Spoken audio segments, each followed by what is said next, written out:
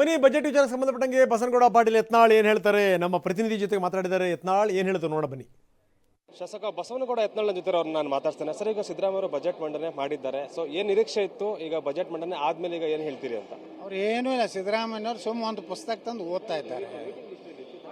ಆ ಒಂದು ಬಜೆಟ್ನಲ್ಲಿ ಇಷ್ಟು ದೊಡ್ಡ ಬುಕ್ ಇದೆ, ಈಗ ನೋಡ್ತಾ ಇದ್ದೀರಿ, ಒಂದು 2 ತಾಸು ಆಯಿತು, ಅದರಲ್ಲಿ ಏನೂ ಇಲ್ಲ. ಸುಮ್ಮನೆ ಬೋಗಸ್ ಒಂದು ಬಜೆಟ್ ಕೊಡ್ತಾ ಇದ್ದಾರೆ. ಯಾಕಂದ್ರೆ ಅವ್ರ ಬಳಿ ದುಡ್ಡಿಲ್ಲ. ಕೇಂದ್ರ ಸರ್ಕಾರನ ಟೀಕೆ ಮಾಡೋದು, ರಾಜ್ಯಪಾಲರ ಭಾಷಣದ ಮೇಲೂ ಕೇಂದ್ರ ಸರ್ಕಾರ ಟೀಕೆ ಮಾಡಿದ್ರು, ಈಗಲೂ ಅದರಲ್ಲಿ ಕೇಂದ್ರ ಸರ್ಕಾರ ಟೀಕೆ ಮಾಡೋದು ಬಿಟ್ಟರೆ ಅವರು ಒಂದೇ ಒಂದು ಗುರಿ, ಪ್ರಧಾನಮಂತ್ರಿಗಳನ್ನು ಟೀಕೆ ಮಾಡೋದು. ಯಾವುದೇ ರೀತಿಯ ಹೊಸ ಯೋಜನೆಗಳು ಈ ಬಜೆಟ್ನಲ್ಲಿಲ್ಲ. ಸುಮಾರು 29,000 ಕೋಟಿ ಕೊರತೆ ಬಜೆಟ್ಟು.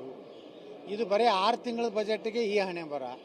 ಇನ್ನು ಮುಂದಿನ ವರ್ಷ ಅಂದ್ರೆ 1 ಲಕ್ಷ ಕೋಟಿ ರೂಪಾಯಿ ಕೊರತೆ ಬಜೆಟ್ ಆಗ್ತದೆ. ಅಂದ್ರೆ ಕರ್ನಾಟಕ ದಿವಾಳಿ ಆಗ್ತದೆ ಅಂತೇಳಿ Zubair Sharif mobile repair business ನಲ್ಲಿ ತಿಂಗಳಿಗೆ 6 ಲಕ್ಷ ಗಳಿಸ್ತಿದ್ದಾರೆ.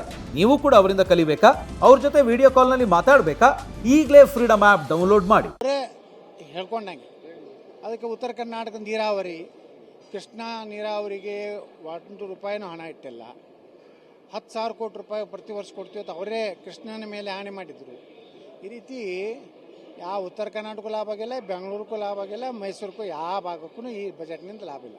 ಈಗ ರೈತರು ಮತ್ತು ಬಡವರ ಸರ್ವತೋಮುಖ ಅಭಿವೃದ್ಧಿಯ ಬಜೆಟ್ ಇದಾಗಿದೆ ಅಂತ ಕಾಂಗ್ರೆಸ್ ನಾಯಕರು ಹೇಳ್ತಾರುವಂಥದ್ದು. ಏನು ಸರ್ವತೋಮುಖ ಏನೈತ್ರಿ? ನೀರಾವರಿ ಯೋಜನೆಗಳಿಗೆ ಹೆಚ್ಚು ಆದ್ಯತೆ ಕೊಟ್ಟರೆ ರೈತ ಆರ್ಥಿಕವಾಗಿ ಎದ್ದಾಗನೇ ಮಾತ್ರ ಒಂದು ರಾಜ್ಯ ಸಮೃದ್ಧಿ ಆಗ್ಲಿಕ್ಕೆ ಸರ್. ನೀವು ಅದಕ್ಕೇ ನೆಗ್ಲೆಕ್ಟ್ ಮಾಡಿರಿ.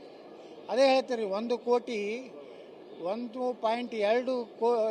ಕೋಟಿ ಜನ ಬಡತನ ರೇಖೆಯಿಂದ ಮಧ್ಯಮ ಇದಕ್ಕೆ ಬಂದಾರ ವರ್ಗದವ್ರಾಗ ಇರ್ತಾರೆ.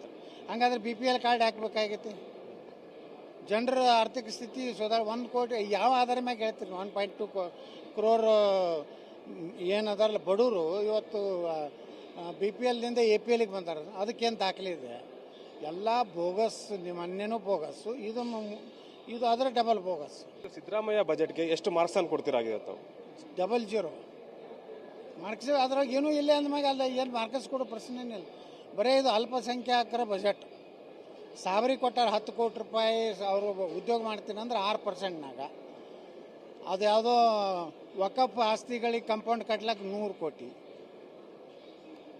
ಈ ರೀತಿ ಇದು ಎಲ್ಲ ಅಲ್ಪಸಂಖ್ಯೆ. ಅವ್ರಿಗಾಗಿ ಹಾಸ್ಟೆಲ್ಗೆ ಅವ್ರಿಗೆ ಬೇರೆ ಪ್ಯಾಕೇಜು, ಅವರಿಗೆ ಎಜುಕೇಷನ್ ಸಲುವಾಗಿ ಪ್ಯಾಕೇಜ್. ಅದ್ರ ಹಿಂದುಳಿದವ್ರಿಗಿಲ್ಲ, ದಲಿತರಿಗಿಲ್ಲ, ಉಳ್ಕಿದ ಯಾವ ವರ್ಗದವ್ರಿಗೂ ಇಲ್ಲ. ಹಿಂದೂ ದೇವಸ್ಥಾನಗಳಿಗಿಲ್ಲ, ಎಲ್ಲ ವಕಫು. ಸರ್, ಈಗ ಬಜೆಟ್ನ ವಿರೋಧಿಸಿ ಈಗ ಬಿಜೆಪಿ ಕೆಂಗಲ್ ಪ್ರತಿಮೆಯಲ್ಲಿ ಪ್ರತಿಭಟನೆ ಮಾಡ್ತಿದ್ದಾರೆ. ತಾವು ಕೂಡ ಇಲ್ಲೇ ಇದ್ದೀರಿ, ಭಾಗಿಯಾಗ್ತೀರಾ ಹೇಗೆ? ಸೋಮಶೇಖರ್ ಅವರು ನಮ್ಮ BJP ಶಾಸಕರು ಒಳಗಿದ್ದು ಅವ್ನ ಮನವೊಲಿಸಿ ಆ ಹೋರಾಟ ಕರ್ಕೊಂಡು ಹೋಗ್ಲಿಕ್ಕೆ ಗೊತ್ತಿದ್ದೆ. ಅದು ನಾನು ಮನವೊಲಿಸಲು ವಿಫಲ ಆದ, ಈಗ ಹೋಗ್ತಾ ಇದ್ದೀನಿ. ಎಸ್, ಇದಿಷ್ಟು ಕೂಡ ಶಾಸಕ ಬಸವನಗೌಡ ಪಾಟೀಲ್ ಯತ್ನಾಳ್ ಅವರ ಮಾತು. ಕ್ಯಾಮ್ರಾ ಪರ್ಸನ್ ಸಂದೇಶ್ ಜೊತೆ ಅನಿಲ್ ಕಾಲ್ಕೆರೆ, TV9 ಬೆಂಗಳೂರು.